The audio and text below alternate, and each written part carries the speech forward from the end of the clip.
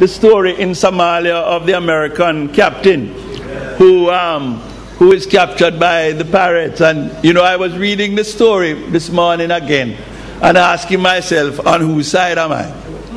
You always have to ask yourself, on whose side? Are you on the side of the people in the big ship?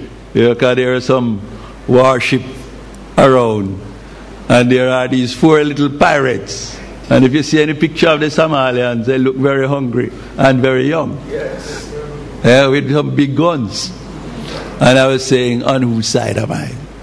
But last night, the captain jumped overboard. But the pirates catch him back. But the only point I'm making is that twilight is a time of escape. And this particular sacrifice of the Passover was a meal eaten in a way, at a time, in the circumstances of the nearness of their hope. So that there is a sacrifice that can be made as a sign of our hope, as a sign of our faith. And in this instance, it was a signal that they were about to leave the place of bondage, cross the trek of the desert into the land of promise to become a people. So we have 2 examples so far of sacrifice. One where it is the notion of love and faithfulness, and here it is the signal of hope and freedom. Now the third example I use would require you to read the whole book of Leviticus and parts of Numbers. It is that as Israel entered this land to become a people, to become a nation, to develop national institutions, create a structure of national leadership, set themselves on the way among the global community of nations, they developed an elaborate sacrificial system. It's very interesting if you go back and read what were the marks of the sacrifice they used. First of all, they used a domestic animal, goat or sheep or cow, rather than a wild animal. Right? And they used a domestic animal that they could eat.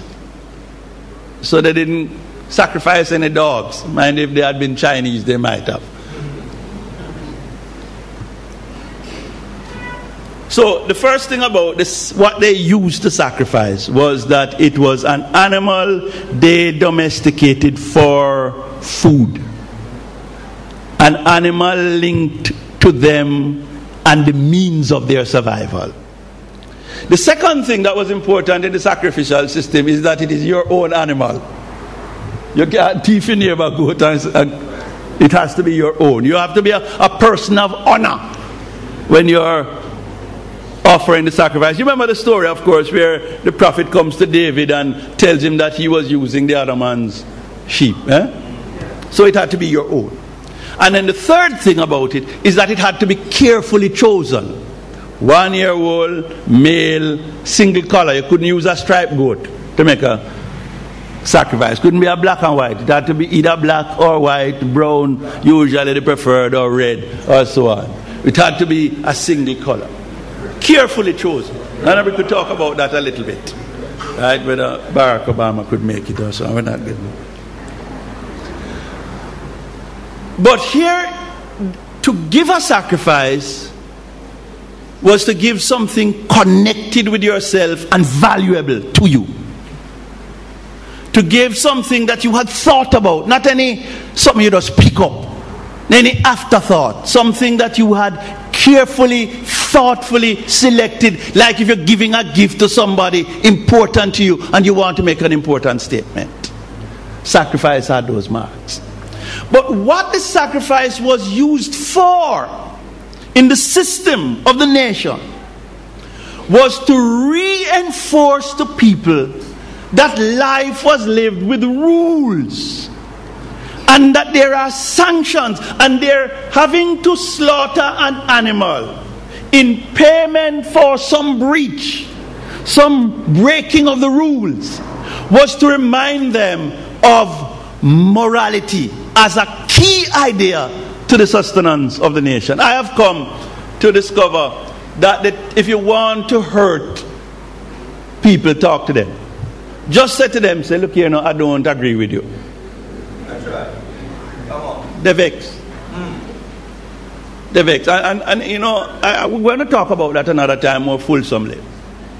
Because we are developing notions of the community as free for all, as anything goes. That's right. And deeply rooted in the notion of a community in Israel was this idea of sacrifice. And what it was meant to do was to remind people that there's a relationship between action and consequence. And that when you breach the rules, you account. And the bringing of a sacrifice was part of that accounting process. So it was pedagogical. It was meant to teach them moral principles. So let's go back to what we have said so far about sacrifice. One, that we are talking about ways of demonstrating love and faithfulness. Two, we are talking about signaling our hope, our ideals. Three, reinforcing our principles. One last example, and for this we go now not so much to the Old Testament but to the New Testament. And the reason it is important to include this in our understanding of sacrifice is because up to now we are talking about people in an agrarian environment, in a place where you have goat and sheep and so on. Now, if this were Portmore, you know, it couldn't make it.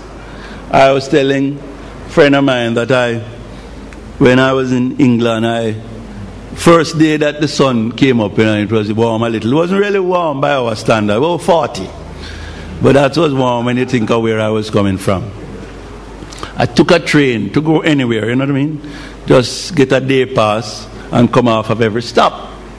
And the first stop I came off was a place named Newton Abbot, old town with 25,000 people. And I came off the train and went to a taxi and said, take me to some place interesting. And he laughed.